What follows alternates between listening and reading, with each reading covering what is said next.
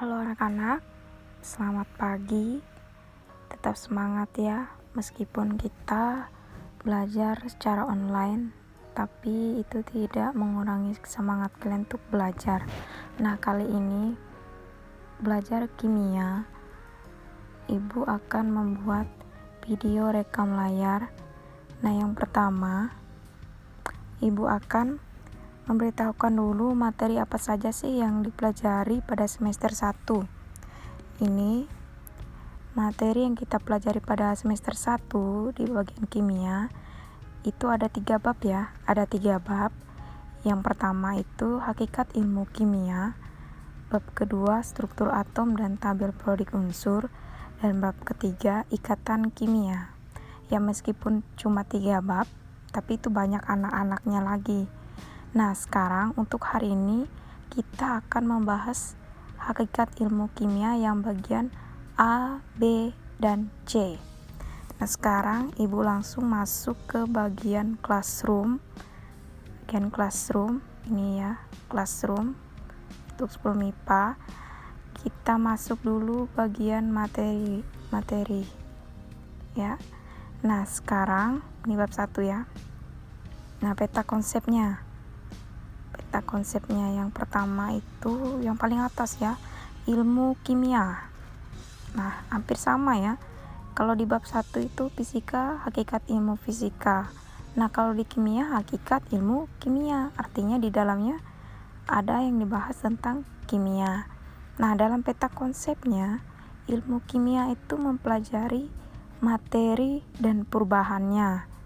Turun lagi ke bawah itu terdapat hukum dan teori yang diperoleh melalui kerja ilmiah, dilandasi dengan sikap ilmiah, kemudian dibantu dengan laboratorium kimia.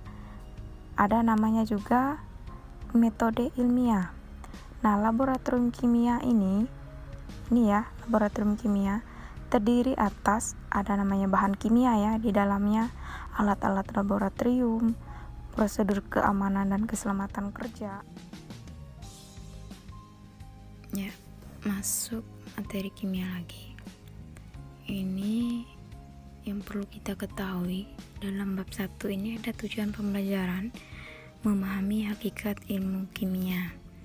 Nah, pengantar di depan, ternyata laboratorium menjadi bagian yang tidak terpisahkan ketika mempelajari kimia.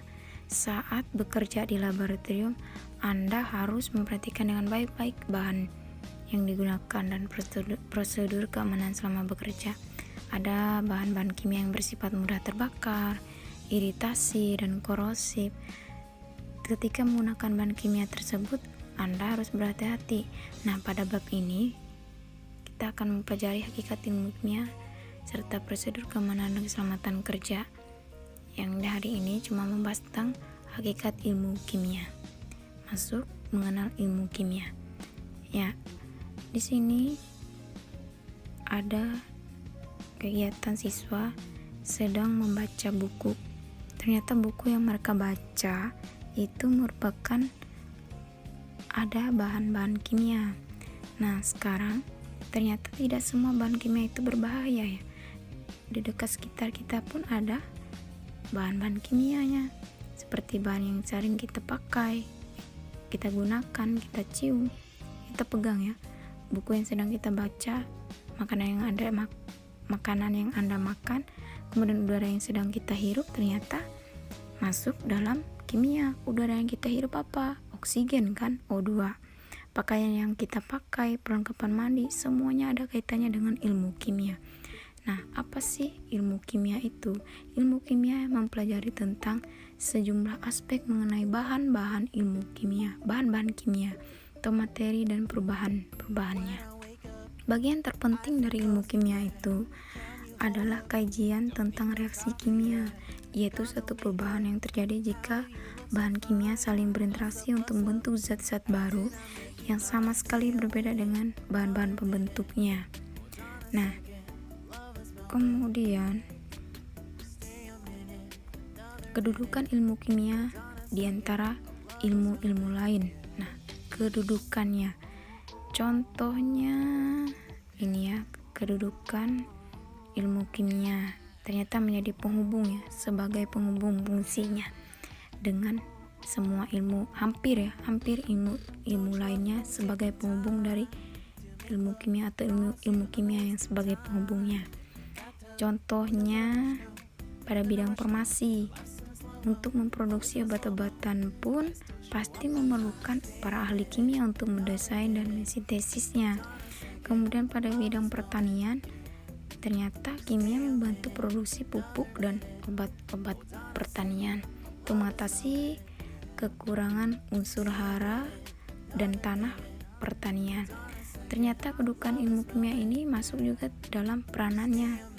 Nah, kita lihat pada rangkuman itu ada peranan ilmu kimia. Peranan ilmu kimia ada beberapa pada bidang-bidang tertentu nih. Peranan ilmu kimia dalam kehidupan sangat penting untuk menunjang perkembangan ilmu sains lainnya. Pada bidang pertanian sudah tadi dibahas, bidang biologi, proses-proses biokimia yang melibatkan enzim nih pada pertumbuhan tanaman. Kemudian bidang ilmu geologi, dalam kandungan unsur dalam batuan, tanah dan mineral ada kimianya. Bidang ilmu astronomi mempelajari proses di alam semesta melalui reaksi fusi dan fisi.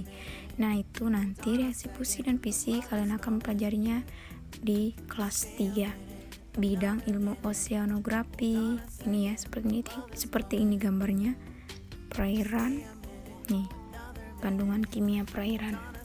Kemudian bidang ilmu kedokteran. Ternyata bukan hanya ilmu fisika yang ada kaitannya dengan ilmu kedokteran. Untuk ilmu kimia juga ada dalam pengecekan penyakit, pembuatan tes pack, pembuatan obat, pembuatan alat medis, terapi hormon, ada peranan ilmu kimia di dalamnya. Kemudian bidang ilmu teknologi material dan bahan. Nah, di situ ada penemuan polimer sintesis untuk industri tekstil dan plastik serta penemuan serat karbon untuk industri otomotif dan pesawat. Selain itu ada bidang ilmu pangan. Ternyata ilmu kimia juga ada, seperti pada pewarna makanan ada bahan kimia, ada pengawet makanan nih, contohnya sarden atau botan yang biasanya dimakan. Siapa yang suka? Ternyata di dalamnya ada pengawet makanan, penyedap makanan, pemanis buatan, dan perisa makanan. Ternyata ilmu kimia ada peranannya di situ. Selanjutnya bidang ilmu energi dan lingkungan, bioetanol dan biogas, biasanya minyak ya ada kaitannya dengan minyak ini. Ini nanti dibahas pada kelas 3 ya, tenang aja. Kalau di kelas 1 ini bagian bab 1 masih dasarnya ya. Selesai untuk peranan ilmu kimia. Ini langsung dalam kedudukannya ya. Bayangkan ilmu kimia itu bukan hanya peranannya pada satu bidang saja, ternyata banyak pada ilmu-ilmu lain ya. Sekian pembelajaran kita untuk hari ini mengenal ilmu kimia dan kedudukan ilmu kimia, kemudian peranan ilmu kimia.